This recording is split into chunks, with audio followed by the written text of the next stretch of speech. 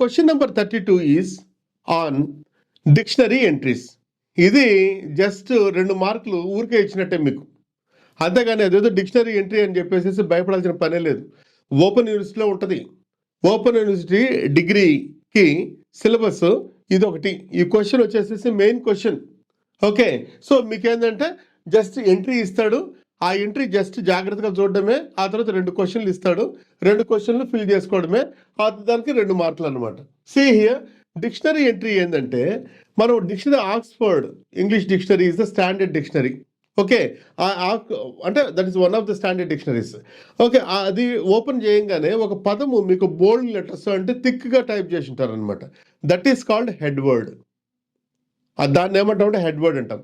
దానికి సంబంధించిన చరిత్ర, అది ఏం పార్ట్స్ ఆఫ్ స్పీచ్లో ఉంది, దాని మీనింగ్ ఏంటి, ఇవన్నీ మనకు దాంట్లో ఉంటుందన్నమాట. The total collectively called dictionary entry. మీకు జస్ట్ 2 మార్కులకి వస్తుంది, అటు వెళ్ళిపోతుంది అనమాట. మీరైతే డిక్షనరీ మాత్రం ఒకసారి అలా తిప్పండి. మీరు ఎగ్జామినేషన్స్ పోయే లోపల అలా తిప్పండి, ఒక ఐడియా ఉంటుంది. Point number 1. రెండవది ఏంటంటే ఆ డిక్షనరీకి ఫస్ట్ పేజీలో లాస్ట్ పేజీలో అబ్రివేషన్స్ ఉంటాయి. ఫర్ ఎగ్జాంపుల్ అడ్జెక్టివ్ అనుకోండి ఏడీజే, నౌన్ అనుకోండి ఎన్, అట్లుంటుంది అనమాట. అడ్వర్బ్ అనుకోండి ఏడివి అని ఉంటుంది అనమాట. అవన్నీ మీరు చూసారంటే అయ్యే అడుగుతారు అనమాట. సీ హియర్, హెడ్ వర్డ్ ఏంది? This is స్క్వామ్.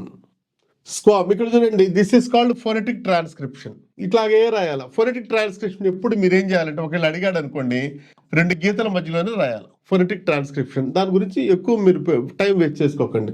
ఒకవేళ ఇది ఇప్పుడు చూడండి, ఇక్కడ 2 ఉన్నాయి కానీ 2 ఉండాలి, 2 గీతల్లో వస్తుంది అనమాట phonetic transcription.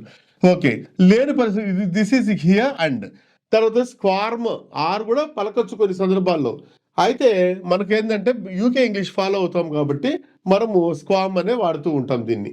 Okay, see here, to twist your body from the side. చూడండి, ఇది వచ్చేసేసి పార్ట్స్ ఆఫ్ స్పీచ్. వి అంటే ఏంటంటే వర్బ్. సి, ఇక మీనింగ్ చూడండి, ఇక్కడ చూడండి ఐ అని ఉంది. వి వెర్బ్ ఐ ఉంది అనుకోండి, ఇంట్రాన్సిటివ్లో ఉందన్నమాట. దెన్ హియర్ ఒక మీనింగ్ ఏంటంటే to twist your body from the side to side because you are uncomfortable or nervous, or to get free from something which is holding you. ఇది ఒక meaning అన్నమాట. అంటే దీని యొక్క మీనింగ్ అయిపోయింది ఆడికి. తర్వాత ఇది వచ్చేసి దీనికి ఒక సినానిమ్ ఏంటంటే ఇక్కడ వచ్చేసేసి రిగిల్. Okay, wriggle. ఇప్పుడు ఇక్కడ మీనింగ్ ఇక్కడ ఏంటంటే ఇట్లా స్లాంట్గా ఇస్తే example sentence. See here, Christine squirmed uncomfortable in her chair. ఇదంతా ఏంటంటే ఇది ఒక example sentence. So this is example sentence. ఇది స్లాంట్గా ఇటాలిసైజ్ లెటర్స్లో ఉంటాయి. The boy try to squirm free, అదొక యూసేజ్ అనమాట.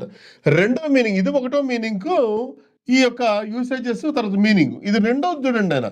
రెండోది వచ్చేసేసి to feel very embarrassed or ashamed, అది రెండో మీనింగ్. ఓకే, ఇది దేంతో వాడుతుంటామంటే విత్తో కలిపి వాడుకుంటామని అర్థం అనమాట ఇది. తర్వాత he made me squirm with embarrassment అంటే ఏంటంటే ఇది వచ్చేసేసి యూసేజ్.